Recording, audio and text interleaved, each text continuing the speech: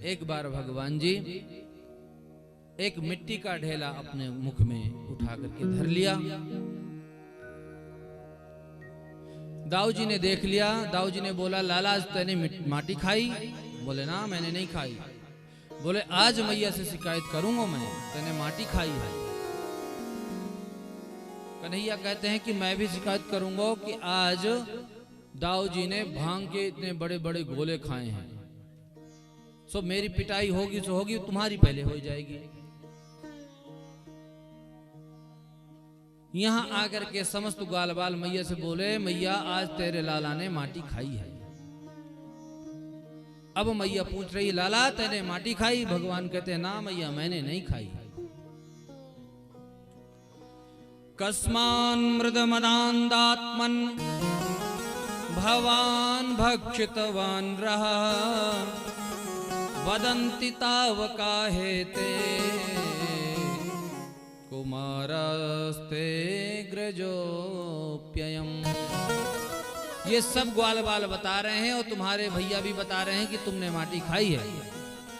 भगवान कहते हैं, ना मैया मैंने नहीं खाई है। ना हम भक्षितवानम्ब सर्वे मिथ्या विशंसिणः, यदि सत्य गिरस्तरहि समक्षम पश्य मे मुखम। मैया यदि आपको विश्वास नहीं है तो मेरा मुख खोल के देख ले, मैंने माटी नहीं खाई है। बोले तो तू दिखा, तू ही हरिश्चंद्र है इस समय, बाकी सब झूठ है। हाँ बोले सब झूठ बोल रहे हैं इस समय। भगवान ने अपना मुंह खोला। मुख खोलते ही ब्रह्मांड दर्शन मैया को होता है। लाला के मुख में बड़े बड़े पहाड़, बड़े बड़े वृक्ष, बड़ी बड़ी नदियां, पूरा ब्रह्मांड देख करके चकरा गई बुद्धि। सोचने लग गई, मैं क्या देख रही हूं? किम स्वप्न एतदु तो देव माया, किम वा मदीयो बत बुद्धि मोहा। ये मैं क्या देख रही हूं? ये मेरा मोह है या देवताओं की माया है, या स्वप्न में देख रही हूं ऐसे? क्योंकि अभी अभी तो मैं अपने बच्चों को लेकर के दूध पिला रही थी। भगवान ने सोचा कि यदि माँ ने मुझे, मैया ने यदि भगवान मान लिया तो फिर यहाँ की जो मैं लीलाओं का आनंद लेने आया हूं तो वो नहीं ले पाऊंगा। इसलिए भगवान ने अपनी माया को घुमाया और जो मैया ने देखा वो सब भूल गई। ग्वाल बाल कहते हैं कि मैया आपकी जो है अवस्था बुजुर्ग हो गई, इसलिए आपको दिखना ही बंद हो गया होगा, कुछ नहीं है मुख में। भगवान कहते हैं कुछ नहीं है माँ, देखो दोबारा फिर खोल के दिखा दे तो कुछ नहीं। बोले न जाने क्या क्या हो जाता है इस बुढ़ापे में, बैरन आँखियों को तो देखो, मैंने क्या सोच लिया था। ऐसी लीलाएं दिव्य करते हैं भगवान। एक बार की बात है कि दीपावली का शुभ अवसर आया। मैया को बहुत काम करने थे तो प्रातः कालीन जो है सवेरे सवेरे मैया उठ गई, जल्दी काम करके अपना घर के कार्य करूंगी। एकदा गृहदासीसु यशोदानंद गेहिनी, कर्मांतर नियुक्तासु निर्ममंथ स्वयं दधी। गृहदासीसु, एक बार दासियों को अन्य कार्यों में नियुक्त करके और खुद दही, क्योंकि ठाकुर जी मक्खन खाते हैं इसलिए यशोदा मैया दासियों के होने के बावजूद भी खुद दही मंथन करती हैं कि लाल को खवाना है। और हम लोग क्या करते हैं, खूब पैसा है तो एक सेविका रख लेते हैं, मैड, और वो सेवा करती है। तो जब वो सेवा करेगी तो हमारा लगाव बच्चे के साथ होगा ही नहीं, कभी भी नहीं होगा। और जब बड़ा आप बुढ़े हो जाएंगे तो भी लगाव नहीं रहेगा।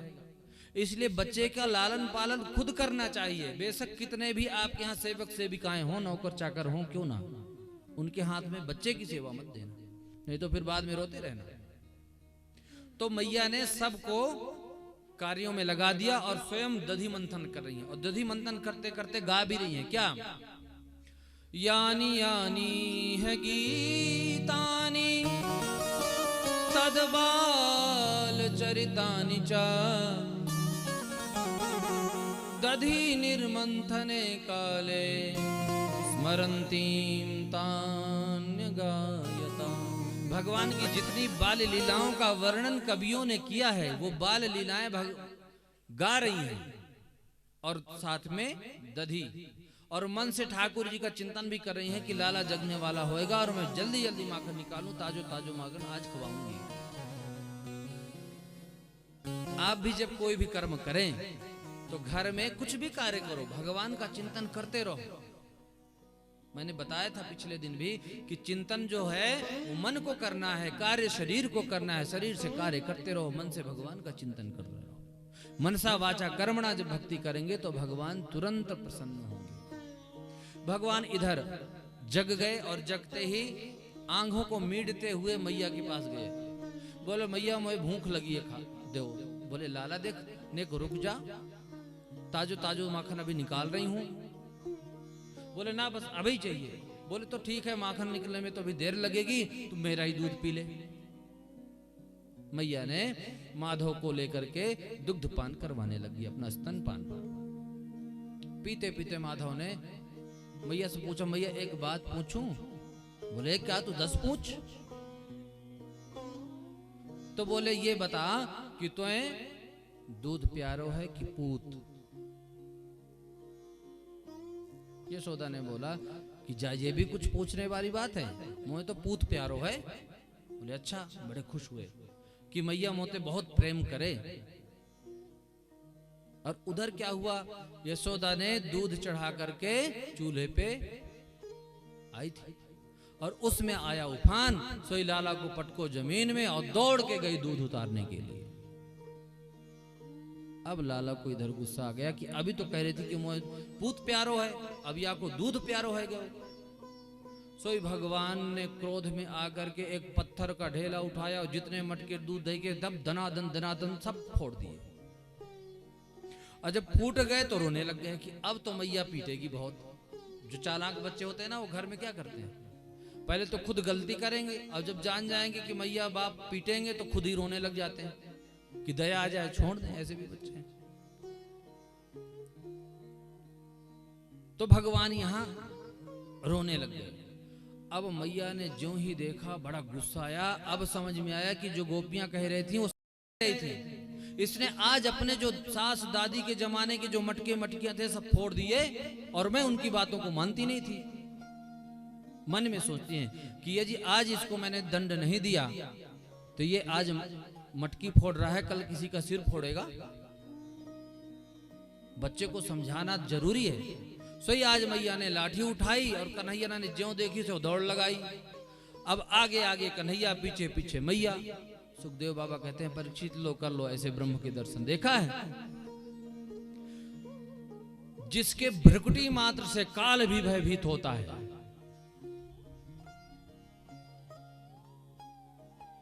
कपिल भगवान उसमें मैया को कहते हैं वर्षतीन्द्रो दहत्यग्निर सूर्यस्तपति मद भयात मद भयाति बाति बातोयम सूर्यस्तपति मद भयात। भगवान कह रहे हैं कि जो हवा चल रही है ये मेरे डर के कारण चल रही है। यदि मेरा डर न हो तो हवा बंद हो जाए और सब प्राणी मर जाएंगे। ये जो सूर्य समय पे निकलता है और अस्त होता है ये मेरे डर के कारण। मजाल है कि 1 मिनट सूर्य लेट उदय हो और 1 मिनट लेट अस्त हो। जिसके भ्रकुट विलास जास लय होई, भ्रकुटी टेढ़ी करते ही पूरा ब्रह्मांड जो है जलमग्न हो जाता है। ऐसा ब्रह्म आज दौड़ रहा है अपनी रक्षा करने के लिए। देखो परीक्षित ऐसे ब्रह्म को। मैया ने खूब लगाई और थक गई, थकार करके बैठ गई। बोले लाला हाथ में आ जा। बोलो मैया ये लाठी काय को ले रखी है? बोले तेरी पूजा करने को। बोले अच्छा तो पूजा करेगी? बोले हाँ। अब ये महाराज जी समझ ही नहीं पाए कि कौन सी पूजा की बात हो रही है। तो बोले मैया ठीक है मैं आ जाऊंगा, ये लाठी को धर दे। बोले बेटा लाठी तो बूढ़े का सहारा है, इसको तो सबको लेना ही पड़े लास्ट में। बोले ना मैं नहीं आऊंगा, या को फेंको पहले। मैया ने बोले फेंक दी। अब कन्हैया जी पूजा करवाने के लिए आ गए महाराज जी। अब ज्यों ही पकड़ा मैया ने हाथ, बोले चल धारी के तेरे को तो ऐसी पूजा करूंगी छठी को दूध आ जाए, आज याद आ जाए। वो घसीटते हुए लेकर के गई। अब रस्सियां इकट्ठी की और भगवान को बांधना प्रारंभ किया, लेकिन बांधते ही 2 अंगुल रस्सी कम पड़ जाती, तदपि 2 अंगुलम नूनम। अब फिर जोड़ती, फिर बांधती, फेरे लगाती, फिर 2 अंगुल। भगवान कौतुकी है, अपनी माया का प्रयोग कर रहे हैं। बहुत मैया थक गई पसीने से, वस्त्राभूषण सब अस्त व्यस्त हो गए, बाल बिखर गए, पसीने से पूरा शरीर लथपथ हो गया। तो प्रभु बड़ा करुणावान है, देखा कि मैया बहुत परेशान हो रही है, तो कृपया शीत सुबंधने, भगवान ने कृपा करके बंधन में आए। स्वमातुः स्विन्न गात्राया विस्त्रस्त्र कबरस्त्रजः दृष्ट्वा परिश्रमं कृष्णः कृपया शीत सुबंधने। कृपा करके भगवान बंधन में आए। एक कृपा क्या है कि भक्त जन परिश्रम करे और ठाकुर जी एक बार नजर उठा करके देख लें तो बात बन जाएगी। नहीं तो तुम सारी जिंदगी परिश्रम करते रहो, ठाकुर जी दृष्टि यदि फेरे हैं तो सारी जिंदगी कुछ करते रहो, कुछ होने वाला नहीं है। मैया ने परिश्रम किया, ठाकुर जी ने कृपा करी और आज बंधन में आ गए। और बंधन में आ गए, मैया ने हाथ बांध दिया और बांध करके छोड़ दिया। बोले जिस उलूखल में बैठ करके ही रोज ये बंदरों को खिलाता था मक्खन, ये भी दोषी है, चल तुमको यही से बांधती हूँ। तो उलूखल में भगवान को बांध दिया। मैया तो चली गई बांध करके काम करने में। अब यहाँ बेचारे ये महाराज जी पड़े हैं बंधन में। रामावतार में तो मेघनाथ के नागफास से बंधे थे तो गरुड़ जी ने मुक्त कर दिया था। गरुड़ को भी मोह हो गया कि कैसे परमात्मा है जो बंधन में आए थे, मुझे मैं खोलता हूं इनके बंधनों को। और यहाँ आज बेचारे पड़े चिल्ला रहे हैं, कोई सुनने वाला नहीं है। संत महात्मा कहते हैं कि भव बंधन खुल जाते हैं इनका नाम जपने से। आज खुद ही बंधन में पड़े हैं। ठाकुर जी ने सोचा कि अब कुछ मुझे ही करना पड़ेगा उपाय। सो घसीटते घसीटते 1-2 वृक्ष थे, उन वृक्ष के बीच से निकल गए। और निकल गए तो जो ऊल उखल था वो पेड़ में फंस गया और भगवान ने 2 झटका मारा, से दोनों पेड़ धड़ाम से टूट गए और उनसे दिव्य 2 पुरुष प्रकट हुए। उनका नाम था नलकूबर और मणिग्रीव। ये कुबेर के बेटे थे। एक बार स्नान कर रहे थे, नारद जी आए तो नारद जी को देख करके ये इन्होंने कपड़े ही नहीं पहने, नंगे ही थे। बोले जा तू जड़ हो जा। तो वृक्ष बन गए, चरण पकड़े, बोले कोई बात नहीं, तुम्हारा उद्धार करेंगे ठाकुर जी। तो आज बेचारे तब से ठाकुर जी की प्रतीक्षा कर रहे थे, पेड़ बने, भगवान ने इनका उद्धार किया। इन लोगों ने हाथ जोड़ करके भगवान से प्रार्थना की, क्या वाणी गुणानुकथने श्रवणौ कथायां हस्तौ च कर्म सुमनस्तव पादयोर्नः स्मृत्या शिरस्तव निवास जगत् प्रणामे दृष्टि सतां दर्शनेस्तु भवत्तनूनाम्। प्रार्थना करते हैं कि वाणी गुणानुकथने, हे प्रभु ऐसी कृपा करो कि मेरी वाणी जो है आपके गुणानुवादों को गाती रहे। अश्रवणौ कथायाम, जो गान है आपकी कथा का निरंतर श्रवण करते रहे। अहस्तौ कर्मसु, हाथों से आपकी सेवा होती रहे, पांडाल की सेवा होती रहे, माता की दरबार की सेवा होती रहे, ब्राह्मणों की सेवा होती रहे। यहाँ बहुत सारे ऐसे भक्त हैं जो ब्राह्मणों के नित्य वस्त्र लेकर के जाते हैं और प्रक्षालित कर करके लाते हैं। कुछ ऐसे भी भक्त हैं जो दिन रात यहाँ पर अपनी ड्यूटी दे रहे हैं। देवराज है देबू, मैं सुबह जब 4 बजे उठता हूँ तो व्यक्ति स्नान किया हुआ, तिलक चंदन लगाया हुआ और पानी गर्म करके रखा हुआ होता है 4 बजे। और यहाँ 11 बजे तक जब कभी मैं पेशाब करने के लिए जाता हूँ, टॉयलेट करने के लिए, तो वहां पर मिल जाते हैं। यानी कि व्यक्ति 11 बजे सोता है और 3 बजे उठता है। कोई कामना नहीं है, कोई संकल्प नहीं है, किसी से लेना नहीं है, कुछ देना नहीं है। सेवा तो ये गिनी जाएगी आपकी। और दिखावे के लिए जो तुम सेवा किए तो क्या किए? निष्काम भावना से ही सेवा करनी चाहिए। तो वही बात ये कह रहे हैं कि हस्तौ च कर्मसु मनः तव पादयो, और मेरा मन आपके चरणों का सतत स्मरण करता रहे। स्मृत्या शिरः तव निवास जगत प्रणामे, स्मृति हमेशा आपका स्मरण करती रहे, मन हमेशा आपका ध्यान करता रहे, और दृष्टि हमेशा साधु पुरुषों का ही दर्शन करे। देखो, दुष्ट पुरुषों का दर्शन भी निषेध का है, दुष्ट लोगों का देखना नहीं चाहिए और न नाम लेना चाहिए।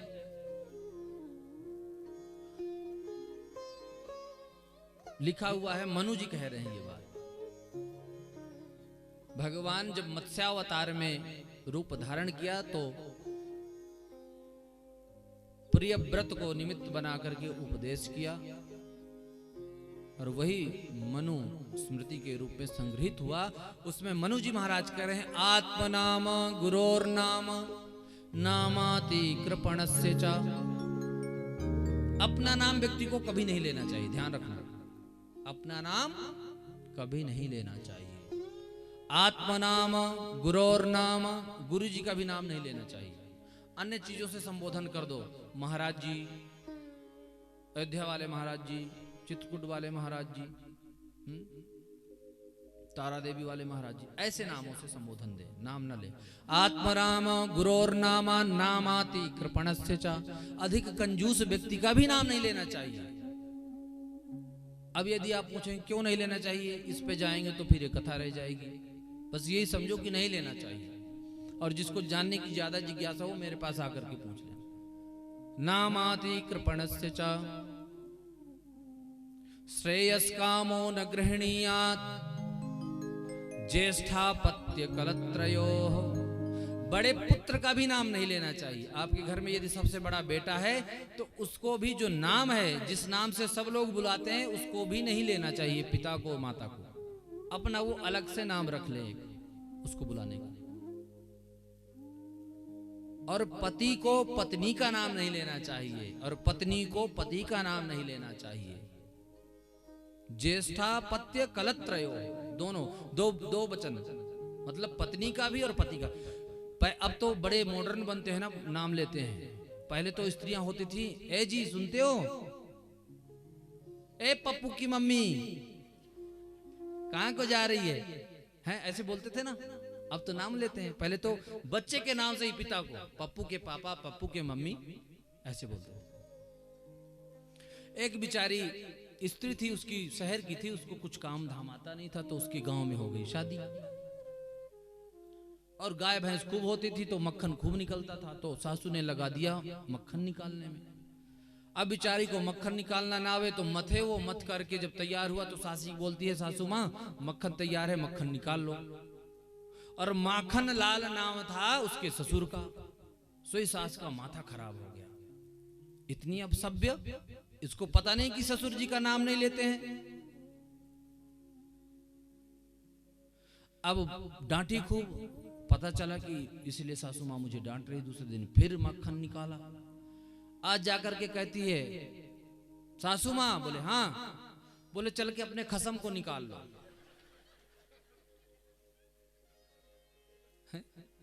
क्या करे बिचारी। एक पत्नी थी, उसके पति का नाम था ठनठन पाल। क्या नाम था? ठनठन पाल। अब बिचारी वो बड़ी परेशान, जो ही देखे सोई मजाक उड़ाए, ठनठन पाल की बहू आ रही, ठनठन पाल की बहू आ रही। वो परेशान अपने पति से बोले, ऐसा है जी नाम बदल लो आप। बोले देवी नाम में क्या रखा हुआ है, कुछ नहीं है, नाम का मतलब संज्ञा, ठीक है जैसा है। एक दिन बड़ा गुस्सा है, बोले मैं जा रही माँ के, जब तक तुम नाम नहीं बदलोगे तब तक मैं वापस आऊंगी नहीं। गई, एक लड़की थी, वो लकड़ी बीन रही थी। बोले बेटा नाम क्या है? बोले लक्ष्मी। बोले अच्छा। आगे बढ़ी तो एक जो है आदमी था, और वो भूसा, तूड़ी जिसको बोलते हैं आप, उसको बोलते हैं क्या? भूसा। कहते हैं दिमाग में भूसा भरा है तुम्हारे, बोलते हैं ना, तूड़ी नहीं बोलते, भूसा बोलते हैं। तो वो भूसा लेकर के जा रहा है। बोले भैया क्या नाम है तुम्हारा? बोले मेरा नाम धनपाल है। आगे बढ़ी तो एक अर्थी निकल रही थी। बोले भैया कौन जा रहा है ये? बोले ये अमरपाल। उसका दिमाग ठनका। बोले मैं अपने पति को बोले थी कि नाम चेंज कर लो, और यहां सब देख रहे हैं, सब उल्टा हो रहा है। क्या? लक्ष्मी बीने लाकड़ी, भूसा ढोए धनपाल, अमर सिंह तो मर गयो, ठन ठन भलो मेरो पाल। मेरा तो ठन ठन पाल ही सबसे बढ़िया है। वापस आ गई। तो भैया नाम में कुछ नहीं धरा है, नाम में कुछ नहीं धरा है। तो ऐसी दिव्य प्रार्थना नलकूबर और मणिग्रीव ने की। ठाकुर जी ने उनका उद्धार किया, दिव्य स्तुति करके वो भगवत धाम को गए।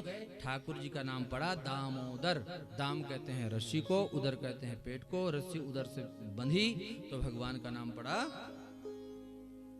दामोदर। अब जब इधर नंद बाबा आए तो बड़े परेशान हुए कि यहाँ जब से ये पैदा हुआ है तब से कोई ना कोई उत्पात हो रहा है, अब यहाँ हमें रहना नहीं चाहिए, हम इस स्थान को छोड़ के चले जाएंगे। तो जाएं कहाँ?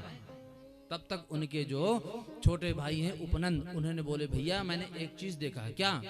एक जगह मैंने देखी है, वृंदावनम गोवर्धनम यमुना पुलिना निचा, वीक्षासीदुत्तमः प्रीति राम माधवयोर्नपा।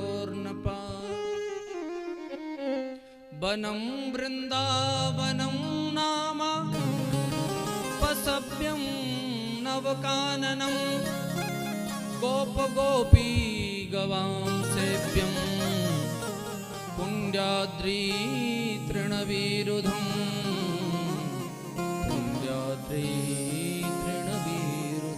भैया मैंने वन देखा है। कौन सा वन? वन तो बहुत है, वृंदावन, निधि वन, बेल वन, कामवल, ताल वन, 12 वन है। लेकिन 12 वन में सबसे सुंदर वन मैंने देखा है जिसका नाम है वृंदावन। वहां पर यमुना जी बह रही हैं, गोवर्धन भी है। बोले तो ठीक है, तुमने देखा है तो अब हम यहाँ नहीं रहेंगे। सब ने अपने अपना सामान बैलगाड़ियों में लादा और सब लोग सीधे कहाँ पहुंच गए? वृंदावन। बड़ा अद्भुत है। भगवान ने जो ही यमुना जी को देखा, वृंदावनम गोवर्धनम यमुना पुलिना निचा, वीक्षासीदुत्तमः प्रीति राम माधवयोर्नृपा। राम माधयो हो दोनों ने जब यमुना जी को देखा, गिरिराज जी को देखा, बहुत प्रसन्न हुए ठाकुर जी कि अब हमारी गैया यहाँ चरा करेंगी, यमुना जी में पिएंगी पानी और गिरिराज जी में चरेंगी। क्योंकि गोपाल है ना, आप लोग हैं, आपके घर में गाय हैं, तो जब आप खेतों में जाते हैं तो देखते हैं यहाँ बढ़िया हरी हरी घास है, यहाँ से काट के लेके जाऊंगी कल को, ऐसा निश्चित करके आप वहां जाती हैं काटने के लिए। तो ठाकुर जी ने जब हरी हरी घास देखी तो बड़ी प्रसन्न हो गए। ऐसा दिव्य वृंदावन है। चले वृंदावन? कौन जाएगा बताओ? चल चले, पर समय देखते हैं कि समय तो चला गया, अभी हमने बहुत दूर चलना है? तो अब रहने देते हैं, है ना, कथाएं अभी तो बहुत है। तो वृंदावन में गए और भगवान बड़े प्रसन्न हुए। वहां पर भगवान बड़े हो गए हैं। एक दिन मैया से कहते हैं, मैया अब मैं गाय चराने के लिए जाया करूंगा, क्योंकि भगवान गोपाल बनना चाहते हैं ना, इसीलिए तो अवतार हुआ है। विप्रधेनु सुर संतहित लीन मनुज अवतार। विप्रधेनु गाय के लिए, ब्राह्मण के लिए तो भगवान का अवतार होता है। भगवान चाहते हैं कि मैं अब गाय चराने जाऊं। मैया ने बोला, ज्यादा के अभी तो 4 वर्ष को हुए हो और तुम जो है गाय चराने की बात करते हो।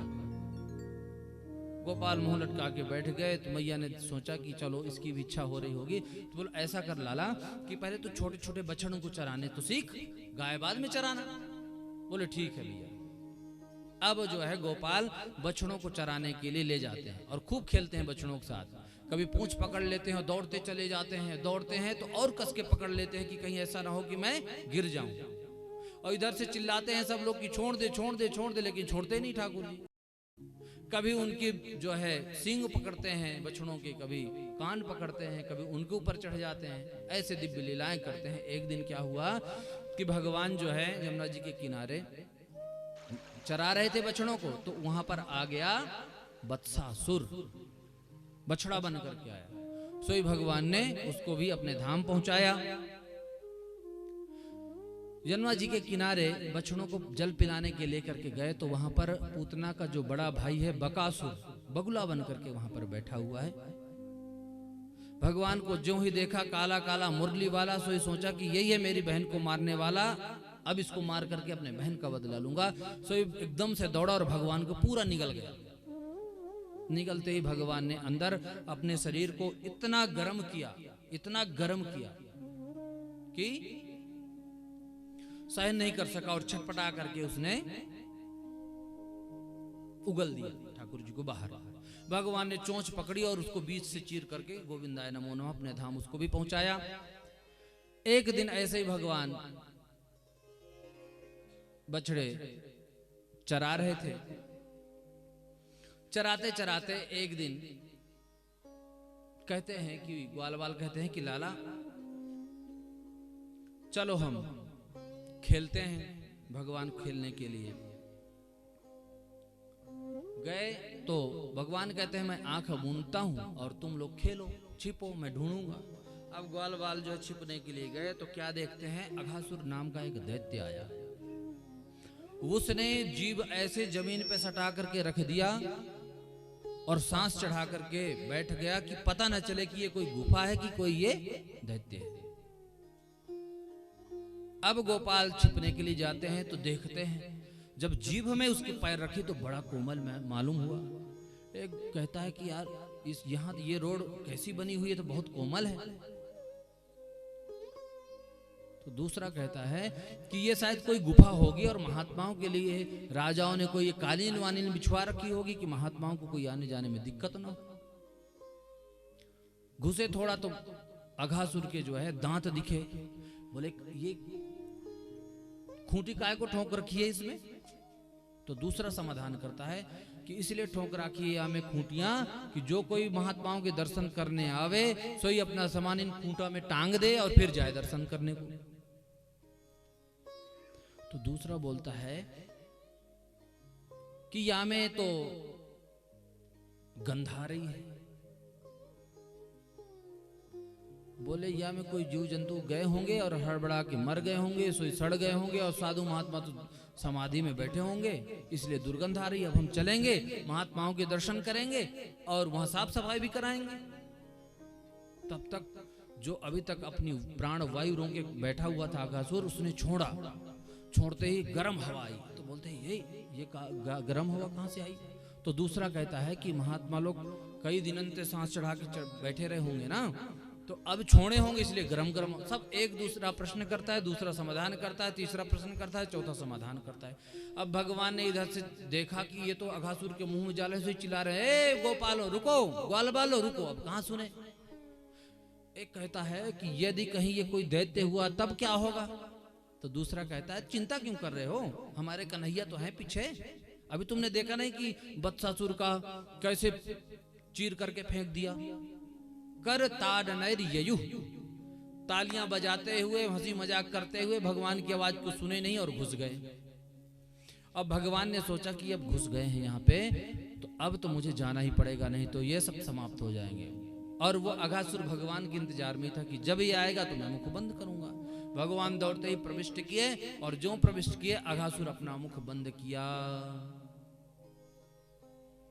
अघासुर बंद किया, सोई चिल्लाए ग्वाल बाय लाला बचाओ बचाओ, अब तो मरने वाले हैं। भगवान ने अपना श्री विग्रह इतना बढ़ाया कि उसके ब्रह्मरंध्री का भेदन किया और वहीं से समस्त ग्वाल बालों को लेकर के बाहर आ गए।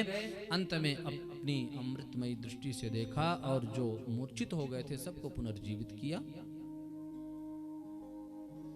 इधर ग्वाल बाल जाकर के मैया से बता रहे हैं कि मैया आज तेरे लाला ने अघासुर मारे।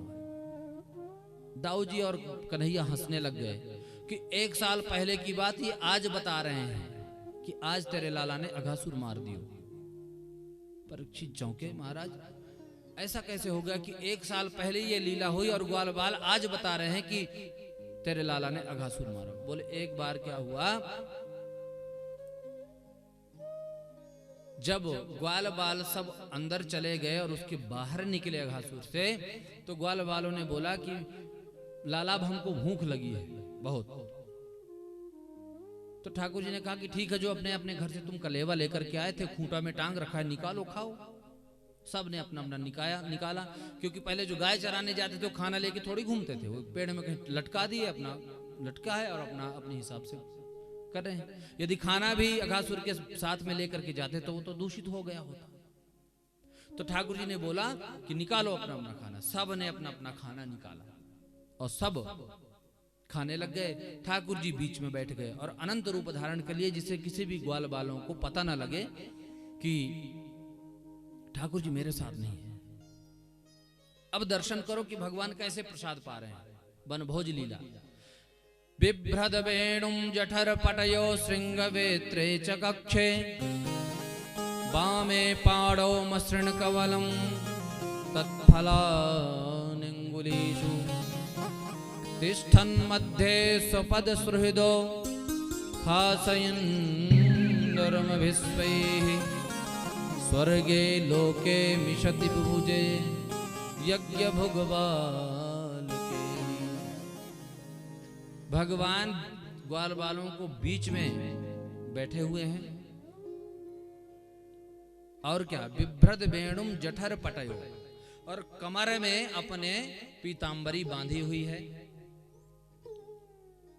भगवान के 4 हाथ हैं, तो उसमें एक में तो भगवान ने श्रृंगी ली हुई है, श्रृंगवेत्रे च कक्षे।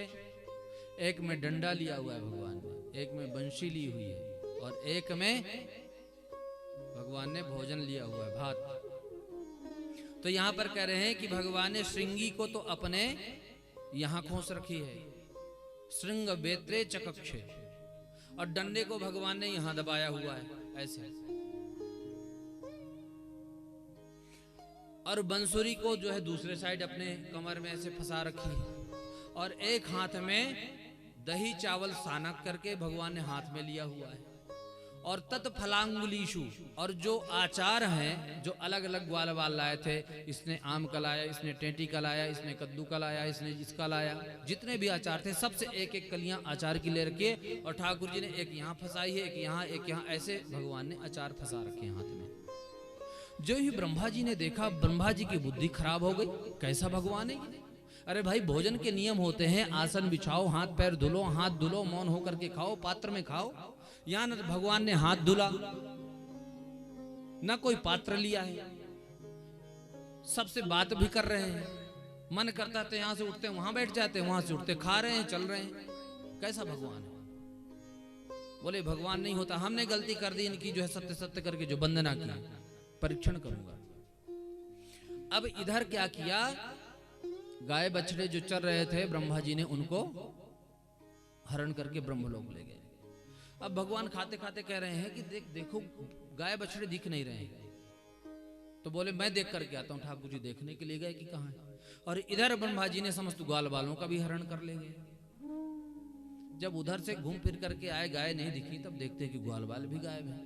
भगवान सोचने लग गए कि यदि कोई वैसे जाता तो एक आदमी जाता, या 1-2 गाय बछड़ी इधर उधर होते, सारे बछड़े गायब हैं, ग्वाल बाल भी इधर गायब हैं। भगवान ने ध्यान लगाया तो ब्रह्मा जी को पाया। ब्रह्मा जी को जब पाया तो भगवान ने बोला कोई बात नहीं, यदि तुम परीक्षा लेने आए तो हम परीक्षा देंगे। और ब्रह्मा जी सृष्टि करने के आचार्य हैं, सृष्टि करते हैं। तो जो व्यक्ति जिस विषय का ज्ञान रखता हो उसको उसी विषय में ही परीक्षा देनी चाहिए। कोई यदि व्याकरण का ज्ञानी है तो उसको व्युत्पत्तियों से संतुष्ट करो। वेद का ज्ञान रखता है तो जटा, माला, शिखा, रेखा आदि घन पाठ से उसको संतुष्ट करो, तो आपकी विद्युता को स्वीकार करेगा। ठाकुर जी ने बोला कोई बात नहीं।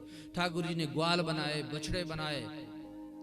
सुखदेव जी कह रहे हैं यावद यष्टि विषाण वेणुदर्शिक यावद करांग्राधिकम, यावद यष्टि विषाण वेणुदर्शिक यावद विभूषांबरम, सुखदेव जी कहते हैं राजन, यावद वत्स पवत्स काल्पक वपुर यावत् करांघ्रादिकम यावद यष्टि विषाण वेणुदलशिख यावद विभूषांबरम यावच्छील गुणाविधा कृतवयो यावद विहारादिकम सर्वं विष्णुमयं गिरोंगवदजः सर्वस्वरूपो बभो। भगवान कहते हैं गाय नहीं बना, डंडा भी मैं बना, वस्त्र भी मैं बना, स्वभाव भी मैं बना, बछड़े भी मैं ही बना। अब बताओ यदि कोई ग्वाला है वो घर जाता और उसके स्वभाव में परिवर्तन होता तो माँ बाप कहते नहीं कि इसका स्वभाव कैसे बदल गया, इसके कपड़े कैसे बदल गए, इसका डंडा कैसे बदल गया। तो भगवान सब बन गए।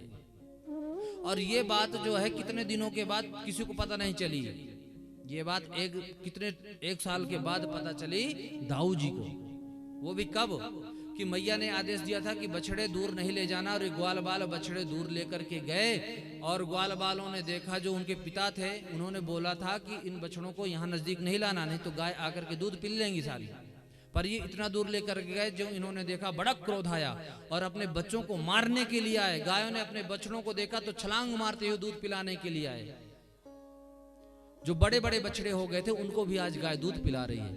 जो ग्वाला थे वो अपने बच्चों को मारने के लिए आए क्रोध में, जब नजदीक आते हैं तो गोद में उठा करके उनको प्यार करने लग जाते हैं। ऐसा जब देखा बलराम जी ने तो बड़े आश्चर्य हो गया कि भाई क्रोध में आए थे और बच्चों को पीट नहीं रहे, ये तो प्रेम कर रहे हैं। तब ध्यान लगा के देखा तो क्या देखते हैं, पहले देखते थे कि ये कोई देवता दिख रहा है गायों में, कोई ऋषि दिख रहा था, पर आज कुछ नहीं दिख रहा है। कह रहे हैं आज सिर्फ तो तुम ही दिख रहे हो कान्हा। नयते सुरेशा ऋषयो न चैते त्वमेव भासि सभृदाश्रयेऽपि। आज तो तुम ही दिख रहे हो। तब सारी भगवान ने बात समझाई। संतों में तो एक कथा प्रसिद्ध है कि भगवान कहे तुम मेरे चुराए हो, मैं तुम्हारी गद्दी चुराऊंगा। तुरंत भगवान ब्रह्मा जी की गद्दी में विराजमान हो गए और सेवकों को कहा कि देखो ध्यान रखना, नकली ब्रह्मा बहुत आजकल घूमते हैं, ध्यान रखना, बहरूपिया घूमते हैं, कोई आए ना। अब इधर से ब्रह्मा जी जब अपने ब्रह्मलोक पहुंचे तो द्वारपालों ने रोक दिया। बोले अरे तुम मेरे सेवक होकर के मुझे रोकते हो। बोले हमारे ब्रह्मा जी ने पहले बता दिया है कि आजकल नकली ब्रह्मा बहुत घूमते हैं, तुम लोग सावधान रहना। अंत में ब्रह्मा जी समझ गए कि सब उसी की लीला है, चरणों में प्रणाम किए। ग्वाल बाल सब बछड़े सब कुछ वापस प्रदान किए और क्षमा याचना की। भगवान प्रसन्न नहीं हुए। अंत में ब्रजवासियों की ब्रह्मा जी ने खूब प्रशंसा की। भगवान ने ठीक से बात नहीं की तो ब्रह्मा जी 3 प्रदक्षिणा करके अपने धाम को गए।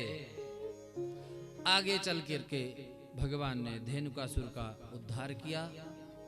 तालवल में एक वृक्ष था, बहुत उसमें फल लदे हुए थे, लेकिन कोई खा नहीं सकता था क्योंकि बहुत धेनुकासुर बहुत दुष्ट था। दाऊ जी गए, पेड़ को हिलाया, आवाज को सुन करके धेनुकासुर आया, भगवान ने उसका उद्धार किया। भगवान प्रकृति को शुद्ध करते हुए जा रहे हैं और अब जो है जल की शुद्धि है तो भगवान ने, भागवत में प्रसंग नहीं आता है, दूसरे अन्य पुराणों में है कि एक बार सीदामा की गेंद भगवान ने जानबूझ करके जमुना जी में फेंक दी।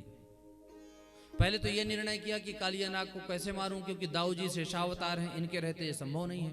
तो एक दिन इनका जन्म नक्षत्र आया, मैया ने पूजन करने के बहाने इनको पूजन में बैठाया। भगवान को मौका मिल गया कि आज जो है कालिया का मैं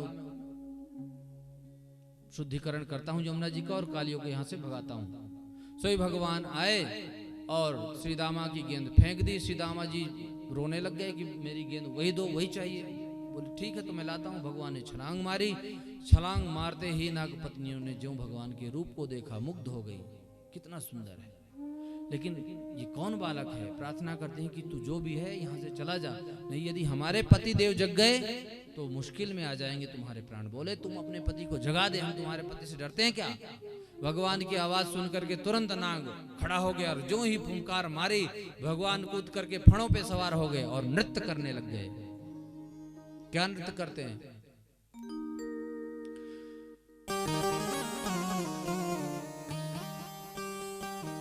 एक पद है उसको गाते हैं, उसमें आप सुनो कि भगवान कैसे नृत्य कर रहे हैं, क्योंकि टाइम कम है, इसी को गा करके ही आपको सब समझा देते हैं। तांडव गति मुंडन पर नाचत गिरधारी, तांडव गति मुंडन पर नाचत गिरधारी, तांडव गति मुंडन पर नाचत गिरधारी, तांडव गति मुंडन पर नाचत गिरधारी, तांडव गति मुंडन पर नृतत गिरधारी।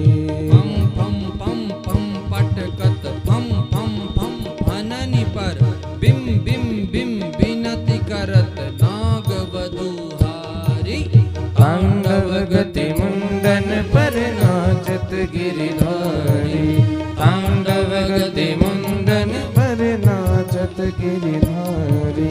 ससिक ससिक सनकादिक नन नन नन नारद मुनि मम मम मम महादेव बम बम बलिहारी, तांडव गति मुंडन पर नाचत गिरधारी, तांडव गति मुंडन पर नाचत गिरधारी। विविध विविध विद्याधर दम दम दम देत सकल गंग गंग गंग मुनि गंधर्व नाचत देतारी, तांडव गति मुंडन पर नाचत गिरधारी, तांडव गति मुंडन पर नाचत गिरधारी। सूरदास प्रभु की वाणी किंग किंग किन्हु न जान, धन धन धन चरण परत निर्णय भयहार, तांडव गति मुंडन पर नाचत गिरधारी, तांडव गति मुंडन पर नाचत गिरधारी। भगवान ने ऐसा नृत्य किया कि समस्त फणों को रक्त रंजित कर दिया। नाग पत्नियों ने देखा कि यदि थोड़ी देर और नाचते रहे तो हमारे पति के तो प्राण ही खत्म हो जाएंगे, सो ही प्रार्थना करने लग गई। प्रार्थना क्या करते? न्यायो हि दंड कृत किल विशेषमिन तवावतार खल निग्रहाय। प्रार्थना करें कि हे प्रभु, दंडाधिकारी की दंड में सुधार की भावना होती है, आपने इसको दंड दे करके अनुग्रह ही किया है। बोले कैसे अनुग्रह किया है? तो बोलती हैं कि देखो, नाग पत्नियां बोलती हैं महाराज कि कोई डॉक्टर है, यदि किसी का पेट फाड़ता है तो पेट फाड़ने में भी अनुग्रह उसका छिपा होता है, क्योंकि वो ठीक करने के लिए ही उसका पेट फाड़ता है। सुधार दंडाधिकारी के दंड में सुधार की भावना निहित होती है, इसलिए आपने इसके ऊपर दंड दे करके अनुग्रह ही किया है। भगवान नागपत्नियों के स्तुति से प्रसन्न हुए, बोले क्या चाहिए तुमको? बोले महाराज कुछ नहीं चाहिए, हम तो आपके पाद रज चाहते हैं। अब बताओ, कोई जल में घुसा हुआ व्यक्ति बैठा हो और उसको कहा जाए कि तुम अपना चरण रज दे दो, तो कैसे देगा? तभी संभव है जब वो जल से बाहर निकलेगा। और अंत में कर ही दिए कि पति प्राणा प्रदीयताम, पति के प्राणों को दे दीजिए। भगवान फण से नीचे आए, जो नीचे आए तो ही फुफकार मारने लग गया कालिया नाग। भगवान ने बोला देख रही हो, तुम यहां भीख मांग रही हो प्राणों की और ये फुफकार मांग रहा है। सारी पत्नियों ने बोला कि चल तुरंत प्रणाम करो। बोले मैं क्यों प्रणाम करूं, मैं कोई अपराधी हूं क्या? बोले क्यों रे, तू अपराधी नहीं है। बोले मेरा क्या अपराध है, मुझे भी तो सुना जाए। आप ये बताओ कि नागों को बनाता कौन है? बोले मैं। बोले इसमें विष कौन डालता है? बोले मैं। तो बोले तब आप ही बनाते हैं, आप ही विष डालते हैं, तो फिर मेरा क्या दोष है इसमें? भगवान कहते हैं मैं बनाता हूं, विष भी डालता हूं, लेकिन मैंने तुम्हारे लिए तो एक रमण द्वीप भी तो बनाया है रहने के लिए स्थान। यहाँ क्यों रहते हो? कालिंदी को क्यों जूठा करते हो? बोले मैं इसलिए यहाँ रहता हूं क्योंकि वहां पर आपका जो वाहन गरुण है वहां जाता है और मार करके सर्पों को खा जाता है, लेकिन यहाँ पर सौभरी मुनि का उसे श्राप मिला हुआ है कि यहाँ पर जो भी आएगा गरुण तो मारा जाएगा। क्योंकि एक बार सौभरी मुनि तपस्या कर रहे थे और मछलियों को सामने खा दिया तो उन्होंने श्राप दे दिया, इसलिए यहाँ श्राप बस आवत नहीं, यहाँ नहीं आता है आपका गरुड़। बोले तो कोई बात नहीं, अब तुम जाओ, तुमको मेरा गरुड़ कुछ नहीं करेगा क्योंकि मैंने अपने मोहर लगा दी, अब कोई तुमको भय नहीं, तुम जाओ। कुत्ते दो प्रकार के होते हैं, पालतू और एक फालतू। फालतू कुत्ते को तो हर कोई डंडा मारता है, लेकिन पालतू को कोई छू दे तो केस हो जाते हैं आजकल। तुलसीदास जी कह रहे हैं, मन कुत्ता दर दर फिरे तो दर दर दुर दुर होए, एक ही दर को है रहे तो दुर दुर करे न कोई। भैया पालतू बन जाओ तुम, फालतू रहोगे तो डंडे खाते फिरोगे। तुलसीदास जी कहते हैं, तुलसी कुत्ता राम का मोतिया मेरा नाम। तुलसी जी कहते हैं कि मैं राम का कुत्ता हूं, मेरा मोतिया नाम है, और जहां मेरे राम जी जाते हैं पीछे पीछे टुकड़ों के पीछे मैं दौड़ता हूं। तो कालिया नाग अपने रमणक द्वीप गया, रात्रि वहीं हो गई। रात्रि को सभी ने वहीं विश्राम किया। भगवान ने सोचा कि ये विषाक्त जल है, घासें यहाँ की विषाक्त हैं, मेरी गैया चरेंगी तो मर जाएंगी। सोई भगवान ने रात में आग ही अपने आप ही लगा दी। अब क्योंकि सब घास फूस जल जाए, गाय खाएगी नहीं, फिर ग्वाल बाल चिल्लाए बचाओ बचाओ, बोले आंख बंद करो। और जो ही आंख बंद किया सोई कन्हैया ने दावा नल का पान कर गए। भगवान ने कालियों का वध करके, नाथ करके जल को शुद्ध किया। अब आ गई बसंत ऋतु, वर्षा ऋतु। वर्षा ऋतु में पानी गंदा हो जाता है। वर्षा ऋतु के बाद आ जाती है शरद ऋतु, उसमें पानी शुद्ध हो जाता है, फूल खिल जाता है और सुंदर हो जाता है। ऐसे शरद ऋतु में भगवान ने वेणु बजाया। इति वेणु रवम राजन सर्वभूत मनोहरम। ये वेणुरो सभी को मोहित करने वाला ऐसे दिव्य वेणु भगवान ने बजाया। वेणु बजाने के बाद भगवान ने चीरहरण लीला के माध्यम से समझाया कि निर्वस्त्र होकर के जल देवता का अपमान नहीं करना चाहिए, क्योंकि गोपियां हैं वो नग्न होकर के जल में स्नान करती हैं और कात्यायनी माँ की आराधना करती हैं और प्रार्थना करती हैं कि नंद गोप सुतम देवी पतिम में कुरुते नमः। हमें जो है नंद कुमार पति रूप में प्राप्त हो। जिस किसी की शादी नहीं होती है तो इसी मंत्र का अनुष्ठान होता है, वो इस मंत्र को जपे, उसकी शादी उस लड़की को हो जाती है। कात्यायनी महामाये महायोगिन्यधीश्वरी नंद गोप सुतम देवी पतिम में कुरुते नमः। भगवान ने चीर हरण करके उनको रास में आने का आमंत्रण दिया, समझाया सब कुछ। अब आया दीपावली का शुभ अवसर और उसमें होती है गिरिराज जी की पूजा।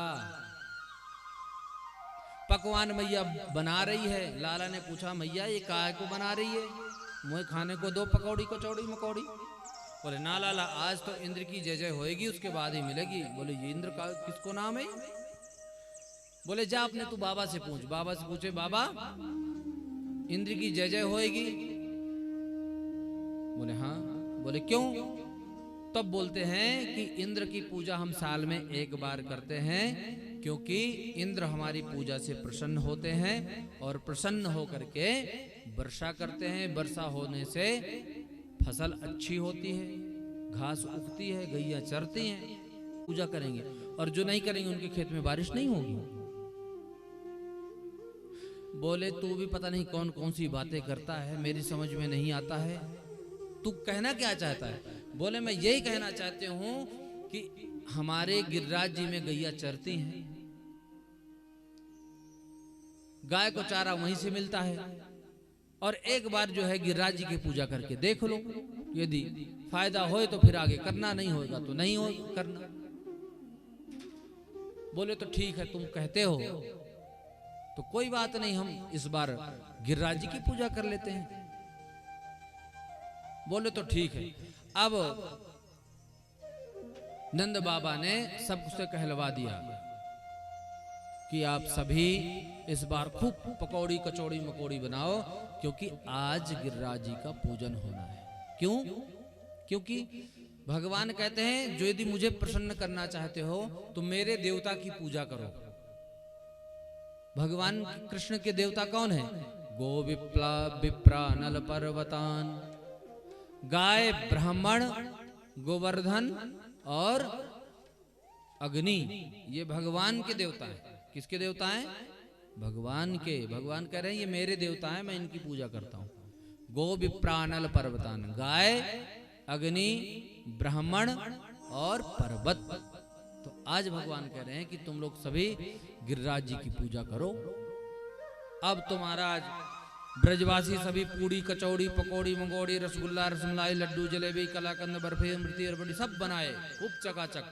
56 भोग, यहाँ भी 56 भोग लग रहा है। गिरिराज जी की बड़ी सुंदर झांकी है, हमारे ब्रजवासी भाई ने बनाई है।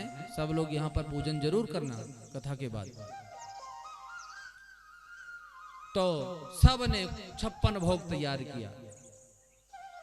56 भोग ले जा करके सब अपने अपने सिर पे लेकर के गिरिराज जी के तलहटी पे गए। और ठाकुर जी ने बोला लगाओ भोग। बोले कैसे पूजन करें, हमें तो कुछ विधि का पता नहीं है। बोले विधि का पता नहीं है तो कोई बात नहीं, हम पुजारी हैं, बताते जाएंगे, करते जाओ। बोले सबसे पहले स्नान करवाओ। अब तो महाराज 5-7 मटके लिए और गिरिराज जी को डाले। अब इतने बड़े 21 किलोमीटर के गिरिराज जी, लंबे चौड़े, थक गए, हार गए। बोले ये तुम्हारे गिरिराज जी की मूंछों नहीं गीली हुई भैया, इतने घड़ा पानी हम लेके पटक दिए, अब कुछ ऐसी कृपा करो कि गिरिराज जी। बोले सब आंख बंद करो। और भगवान ने तुरंत मानसी गंगा को वहीं से प्रकट किया और बोले अब नहलाओ। अब भर भर घड़ा से गिरिराज जी को खूब नहला रहे हैं सारे ब्रजवासी। नहलाए, नहला करके तिलक, चंदन, पुष्पमाला आदि सब समर्पित किया। यहाँ भी गिरिराज जी का पूजन हो रहा है। आप लोग वही भाव से दर्शन करें और वहीं से भावना करें कि हम भी पूजन करें। और अभी जब भजन गाएंगे तो भजन के माध्यम से सब लोग पूजन करना।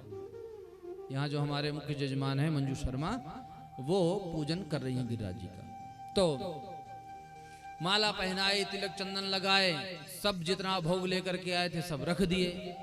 अब ग्वाल बालों ने बोला कि अब भैया पर्दा करो। बोले ना, पर्दा नहीं करना है, मेरे भगवान तो सबके सामने चौरे में ही भोग लगाते हैं। सोई भोग लगने लग गया। अब ठाकुर जी पा रहे हैं बढ़िया से, सब दे रहे हैं, खूब खा रहे हैं। अब जो ग्वाल बाल थे वो बोले लाला प्रसादी हमको कुछ मिलेगी कि सब ये आपका देवता खा जाएगा? बोले नहीं, सबको प्रसादी मिलेगी। यशोदा बोलती है भैया ये जो तेरे देवता है या की शकल और तेरी शकल तो एक जैसे लग रही है, क्योंकि ठाकुर जी ही दूसरा रूप बना करके गिरिराज जी में बैठ गए थे। बोले मैया जिस गाय का दूध मैं पीऊं उसी गाय का दूध मेरे देवता पिए, या तो एक दूसरे की शकल मिलजुल रही है। अब तो महाराज सब ब्रजवासी बड़े धूमधाम से पूजन कर रहे हैं। आइए हम भी भाव से गिरिराज जी का पूजन करें।